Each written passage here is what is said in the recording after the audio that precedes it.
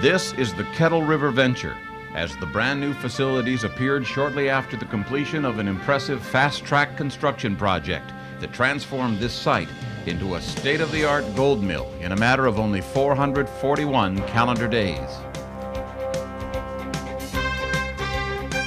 This is the story of the Kettle River venture, a remarkable achievement, a tribute to technology and teamwork.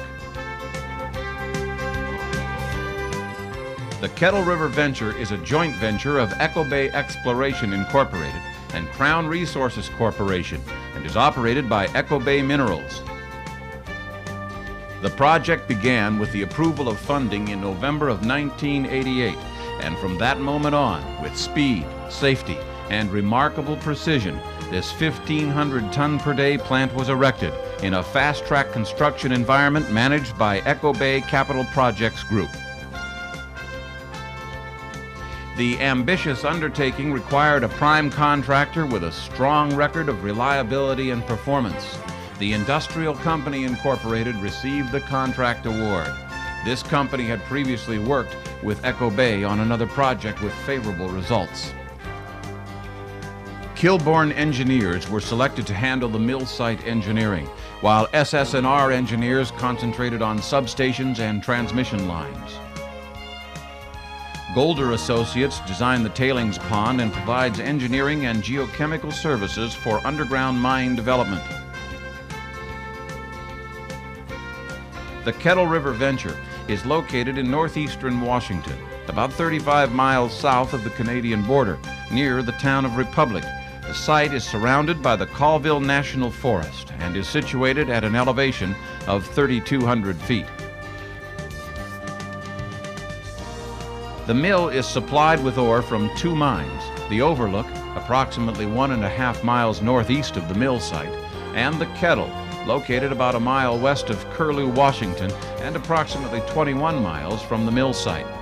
Ore is delivered by truck to storage near the crusher to be fed into the milling process. Within days of funding approval, surveying of the Kettle River venture site was underway, and by the end of April 1989, the rough site grading was completed. Approved for construction drawings for the crushing building, the screening building, fine ore bin, and the mill building were issued from mid-May to mid-June, and as soon as they were available, excavation commenced, with first concrete placed within days in each case.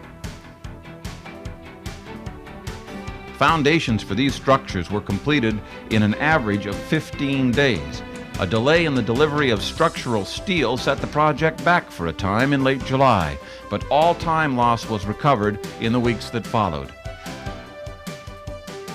By September, structural steel was being erected at all buildings on the site, as TIC personnel took advantage of favorable weather to pull the project back on schedule.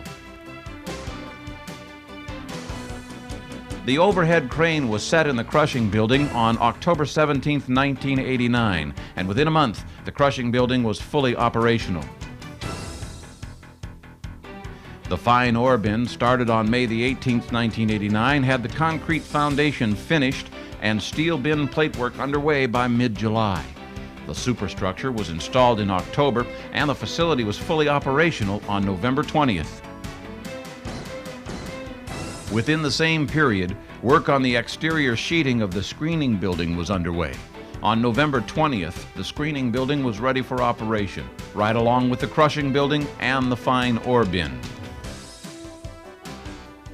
An uncharacteristically dry fall season permitted work to continue without interruption through construction startup and into commercial production. Last to be brought online were the mill building and the CIL area.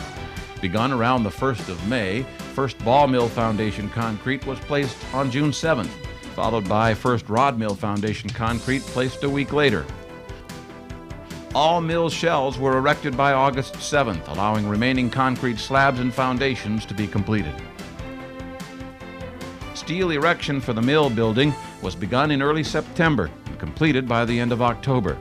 The initial grinding test took place on the 12th of December, and full operation and gold recovery was started December 22nd.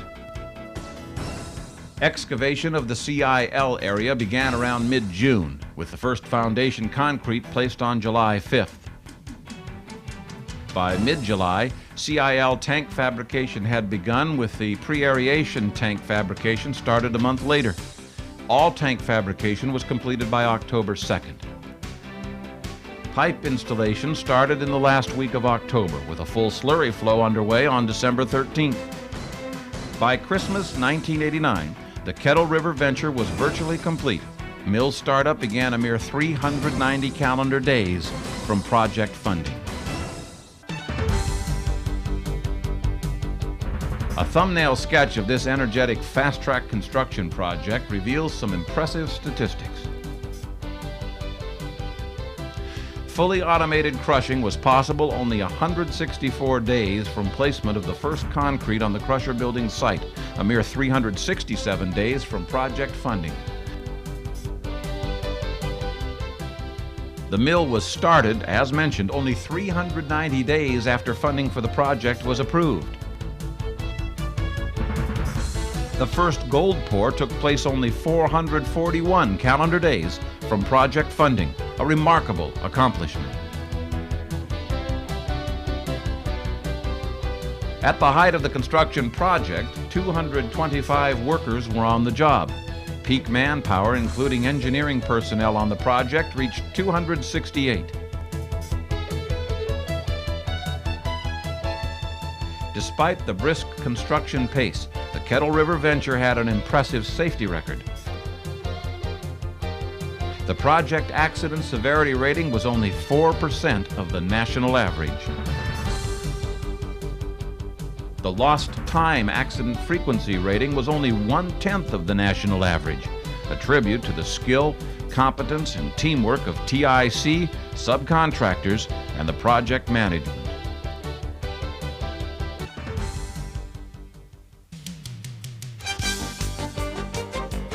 By early 1990, the Kettle River venture employed 70 people in mining activities.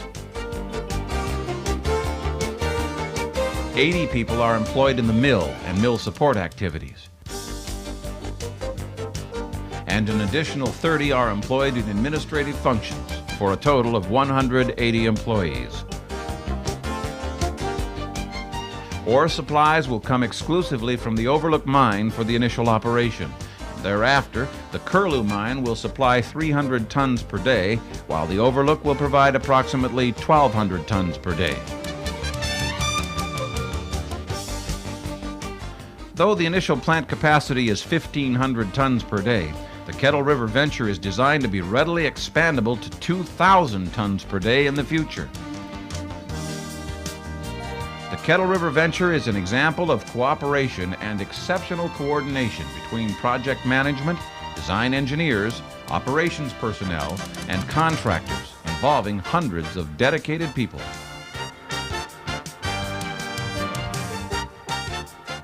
There were those who were skeptical that a project of this magnitude could be completed in the brief span of 15 months. But the successful conclusion of this fast-track achievement ahead of schedule and under budget speaks for itself.